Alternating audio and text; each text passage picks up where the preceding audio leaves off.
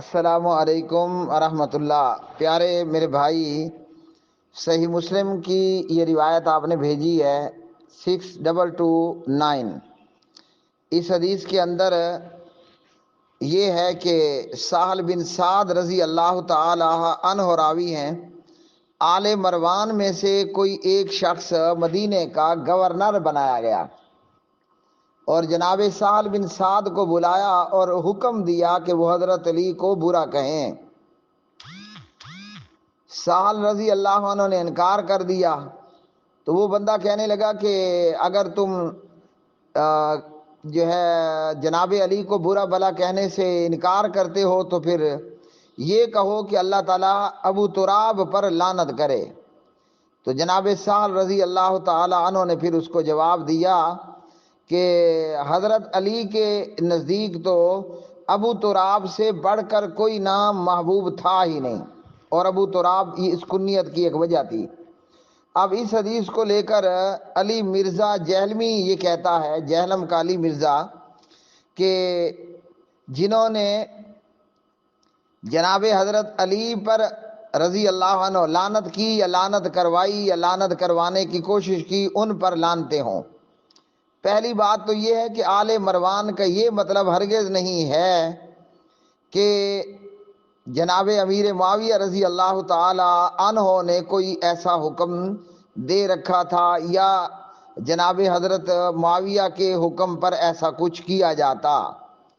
اس روایت کے ساتھ حضرت امیر معاویہ اور حضرات صحابہ، تمام صحابہ کی جماعت کا تو کوئی تعلق نہیں ہے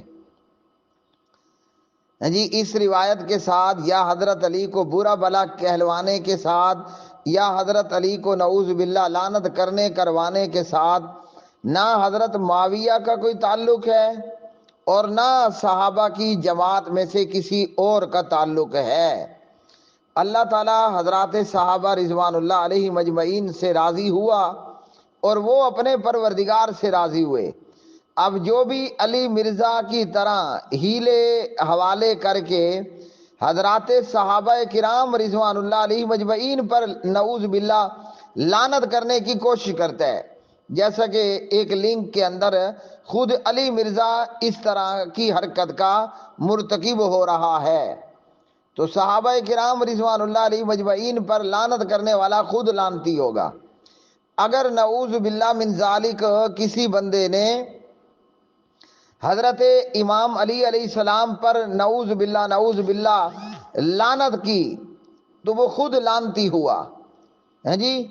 تو یہ روایت کے آل مروان میں سے ایک بندے کو عامل بنایا گیا، اس نے جناب سہل بن سعد رضی اللہ تعالی عنہ کو بلایا اور حکم دیا کہ وہ حضرت علی کو برا کہیں۔ اب یہ پوری روایت جب ہم پڑھ لیتے ہیں تو ایک تو یہ بات یاد رکھیں، اگر حقیقتاً کسی بندے نے بھی حضرت علی پر لعنت کی تو وہ تو خود لعنتی ہوا، اور رہ گیا معاملہ صحابہ کی جماعت کا۔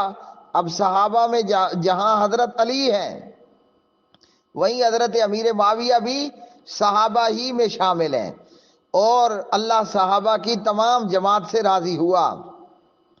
جو صحابہ کرام رضوان اللہ علیہ مجمعین کو نشانہ بنائے گا اللہ تعالیٰ اسے خود نشان عبرت بنا دے گا۔ یہ روایت جس طریقے پر علی مرزا جہلمی یا اسحاق جہال والا، یا پھر آپ دیکھیں گے گوگل پر یوٹیوب پر آپ کو بہت سارے شیعہ ویب سائٹوں کے اوپر بھی اس طرح کی روایات ملتی ہیں جی۔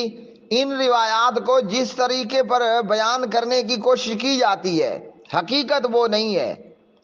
یہاں حکم سے مراد یہ ہے کہ اس عامل نے سہل بن سعد سے کہا کہ حضرت علی رضی اللہ عنہ کو لعنت کرو، جناب سہل بن سعد نے انکار کر دیا۔ اگر وہ حقیقتاً گالیاں کروانا چاہ رہا تھا تو وہ مدینے کا گورنر تھا، جناب سہل بن سعد رضی اللہ تعالی عنہ کی وہ پٹائی بھی کروا سکتا تھا کہ اس کو مارو اور اس کو کوڑے لگاؤ جب تک کہ یہ لعنت ملامت کا کام نہیں کر دیتا۔ اور پھر جب سہل بن سعد نے بتایا کہ ابو تراب پر لعنت کروں ابو تراب تو جناب علی علیہ السلام کو یہ نام زیادہ پیارا تھا. ابو تراب حضرت امام علی علیہ السلام کی کنیت تھی. اب وہ شخص پوچھتا ہے مدینے کا وہ عامل اور گورنر، وہ کہتا ہے کہ اچھا یہ ابو تراب کیوں پیاری تھی کنیت، ذرا یہ قصہ سناؤ. جس بندے نے لعنت کروانی ہو یا لعنت کرنی ہو عقل کے اندھ ہو، وہ کیا یہ پوچھا کرتا ہے کہ ابو تراب اس کنیت کی کیا وجہ تھی، وہ قصہ سناؤ. وہ عامل تو مزے لے کر صحابی رسول سے وہ ابو تراب نام کی جو وجہ تھی وہ قصہ سننے بیٹھ گیا. تو لو جی آپ بھی سنیں اور اس عامل نے بھی سنا. سال بن سعد کہتے ہیں رضی اللہ تعالی عنہ، ایسا تھا کہ ابو تراب جناب علی کی کنیت کس طرح پڑی. نبی پاک علیہ الصلوۃ والسلام جناب سیدہ فاطمہ صلوات اللہ وسلام اللہ علیہا کے گھر تشریف لائے، اور پیارے نبی علیہ الصلوۃ والسلام نے سیدہ فاطمہ کے گھر میں جناب علی کو نہ پایا.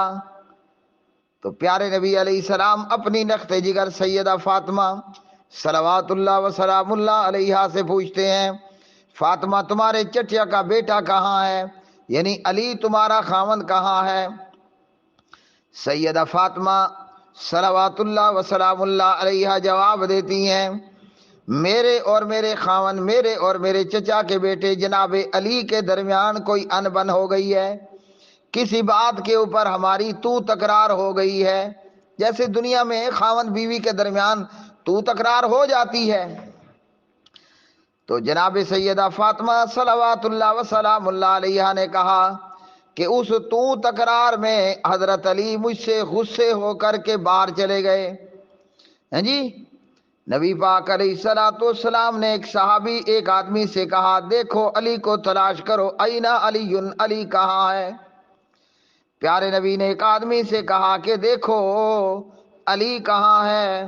اس آدمی نے آ کر جواب دیا کہ یا رسول اللہ صلی اللہ علیہ وسلم جناب علی مسجد میں سو رہے ہیں. پیارے نبی علیہ الصلوۃ والسلام اپنی لخت جگر کے گھر سے نکلے اور مسجد نبوی صلی اللہ علیہ وسلم تشریف لائے. دیکھا تو جناب امام علی علیہ الصلوۃ والسلام لیٹے پڑے ہیں اور ان کی چادر ان کے پہلو سے گری ہوئی ہے، اور امام مولا علی علیہ السلام کے جسم پر مٹی لگی پڑی ہے. تو پیارے نبی علیہ الصلوۃ والسلام نے اپنے دست مبارک سے وہ مٹی صاف کی اور مٹی بھی صاف کرتے جا رہے ہیں، اور پیارے نبی فرما رہے ہیں کم ابا تراب، کم ابا تراب، اے ابو تراب اٹھ، اے ابو تراب اٹھ جا. کیونکہ تراب مٹی کو کہتے ہیں، اور حضرت علی مسجد نبوی کے ننگے صحن میں سوئے ہوئے ہیں، تو مٹی حضرت علی کے جسم مبارک کو لگی ہوئی ہے. اس لیے پیارے نبی نے فرمایا کم ابا تراب، کم ابا تراب، اے ابو تراب اٹھ جا، اے ابو تراب اٹھ جا.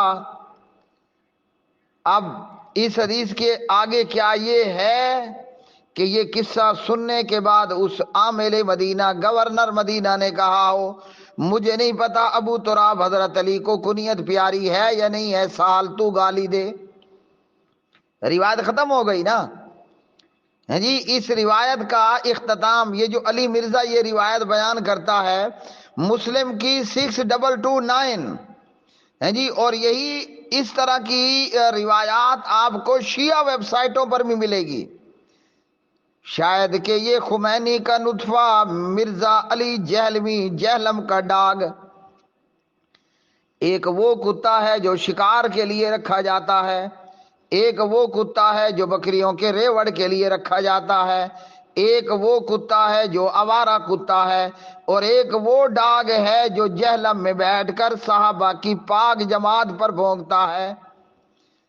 وہ کتا جو شکار کا کتا ہے، وہ کتا جو ریوڑ کا کتا ہے، وہ کتا جو آوارہ کتا ہے، وہ اتنے خطرناک نہیں جتنا یہ جہلم کا ڈاگ خطرناک ہے. یہ پیارے نبی صلی اللہ علیہ وسلم کی جماعت اور آپ کے صحابہ اور آپ کے صحابی اور آپ کے صالح جناب امام معاویہ بن ابی سفیان رضی اللہ تعالی عنہ پر بونگتا ہے۔ تو یہ میرے بھائیوں روایت یہاں ختم ہو رہی ہے۔ حضرت علی مسجد کے صحن میں سوئے پڑے ہیں اور امام مولا علی علیہ السلام کے جسم پر مٹی لگی ہے، اور محمد الرسول اللہ صلی اللہ علیہ وسلم فرما رہے ہیں کم ابت تراب، کم ابت تراب، اے ابو تراب اٹھ جا، اے ابو تراب اٹھ جا۔ تو روایت ختم شد۔ آگے ہے کہ اس عامل مدینہ نے کہا ہو مجھے نہیں پتا، سہل بن سعد تو نعوذ باللہ لعنت کر، گالیاں دے۔ زمانے بھر میں بے شمار لوگ موجود ہوتے ہیں معاشرے میں۔ علامہ یزدانی شہید رحمت اللہ علیہ ایک روایت بیان کرتے تھے، پیارے نبی صلی اللہ علیہ وسلم نے فرمایا اے علی تیری وجہ سے دو جماعتیں ہلاک ہوں گی، ایک وہ جو تیری محبت کے اندر غلو کرے گی، اور ایک وہ جو تیرے ساتھ دشمنی کرے گی۔ تو یہ دو بندے آپس میں بیٹھ رہے ہیں، وہ دیکھ رہے ہیں کہ لوگ ہیں جو زبان درازیاں کرتے تھے۔ تو عامل مدینہ نے کہا کہ سہل بن سعد تو گالی دے، برا بھلا کہے۔ تو جناب سہل بن سعد نے کہا میں تو گالی نہیں دیتا، اور پھر اس نے کہا کہ تو ابو تراب پر لعنت کر، کہا کہ میں ابو تراب پر بھی لعنت نہیں کرتا۔ ابو تراب تو حضرت علی کی پیاری کنیت ہے۔ عامل مدینہ نے واقعہ سنا تو روایت ختم ہو گئی۔ اللہ سبحانہ و تعالی ہم سب کی حفاظت فرمائے اور ہم سب کو ہدایت پر عطا فرمائے، اور ہم سب کی ہدایت موت بنائے، اور ان فتنوں سے اللہ ہماری حفاظت فرمائے۔